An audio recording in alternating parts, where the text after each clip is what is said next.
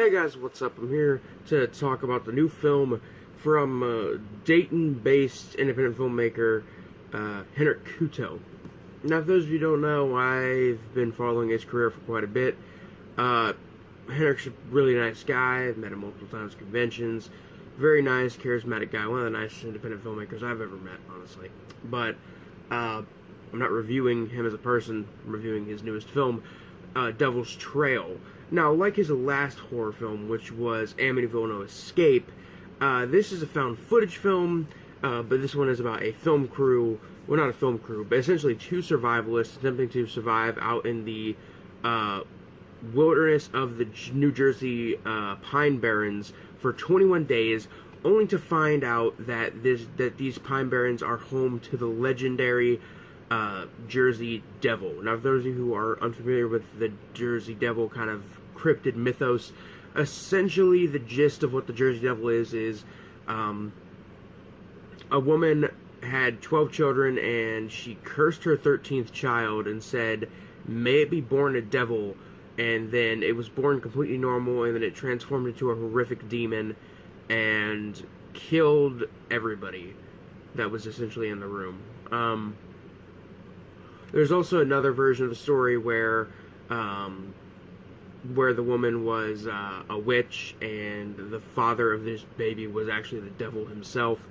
So essentially what we have going on here is a story of two guys in the woods running into a deformed demon baby whose mother was a witch and father was the devil. That's kind of, I mean, first of all, that's cool. That's a pretty cool plot for a horror film.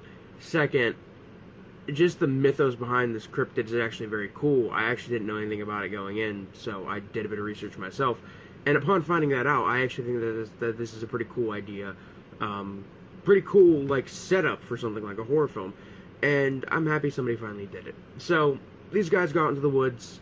They run into some naked Wiccan hippies. They crack a couple jokes. They have some bit of fun. And then shit starts to get spooky. So, the film is decently acted. Everyone in the film seems to have had a very fun time making it. And when it comes to low-budget, independent cult cinema, honestly, as long as everybody's having fun and as long as the result of the film itself is entertaining, I have no problem with the acting being even terrible. So, yeah. The writing here is pretty okay. It's nothing amazing, nothing award-winning, nothing Kubrickian, but I've definitely seen worse writing. Like, definitely. The film is pretty well paced, honestly. It's a fairly short film. It's only like 73 minutes. So, if you watch it and you feel like you wasted your time, at least you didn't waste too much time, honestly. But the film is fairly short. It tries to keep the film genuinely entertaining with the kind of banter between characters, as well as the characters running into naked Wiccan hippies, and among other things. It's, God, fuck it, here comes yawn.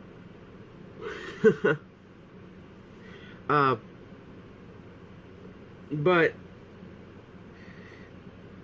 it's still a very, very, pretty well-paced film. I don't think it's really boring. I don't think it really dragged anywhere, honestly.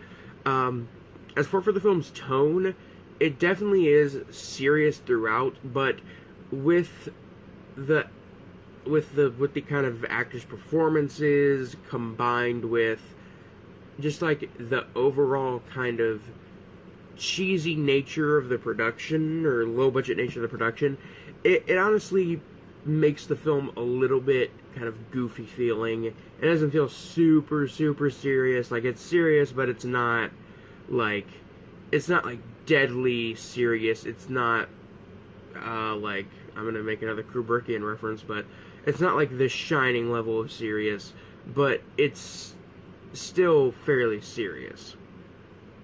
The film stars the director, Henrik, and I don't think he's ever done a film where he, like, full-on starred in it. I know he's given himself a couple cameos in his films before, but I don't think he's ever done one where he starred in it. I haven't seen every single film from him, though, so I can't really talk.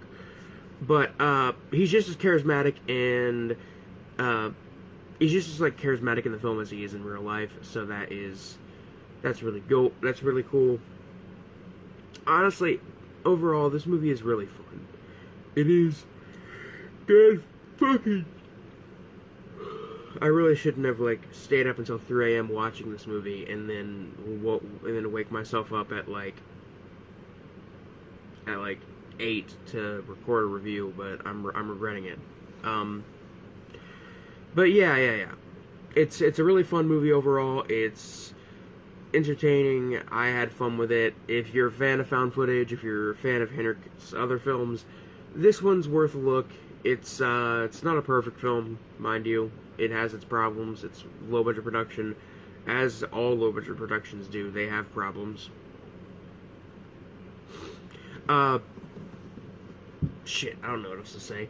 I will say, there's one thing that this film was missing. God fucking. My yawns are ruining this fucking reveal. If there's one thing that this film is missing, in my opinion, it would be a giant cheesy monster puppet. Like, that's kind of what I wanted to see, and I didn't get it. So I'm not like beyond disappointed, because I'm sure that would have cost a pretty decent amount of money to get a cheesy monster puppet or make your own. So I can't complain too much. I will say that even though there's no cheesy monster puppet, this movie has some legit creepy moments and some legit atmosphere. Maybe it was just the fact that I was watching this film at 3 a.m. with headphones on in my room, but in the dark, mind you. But honestly, I was legit creeped out when you first see the Jersey Devil in the film. It legitimately, like, shook me. Like, I got chills all over. And, yeah. On the gore meter from 1 to 10, 1 being something like Nosferatu, 10 being something like Peter Jackson's Brain Dead, Devil's Trail sits at about, like, a 2 or a 1. It's a fairly bloodless film. There's a little bit of blood here and there, but there's no, like, extreme disembowelments. Most of the violence that happens in the film is off-screen and implied. The film it's very obvious the film's kind of trying to do a kind of Blair Witch thing, which I have no problem with that. I love the Blair Witch Project, so, good fucking. So I can get down with that. I can get down with the film's kind of atmosphere. Honestly, it did a better job, with kind of trying to do a what you don't see scares you the most kind of fear of the unknown thing. That it did better with that than like the most recent Blair Witch movie.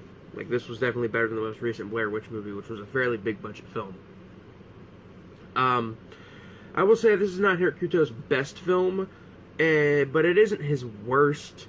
I would probably say his worst is probably Amityville No Escape, honestly. Like, I still kind of like that movie, but that one's very, very shaky.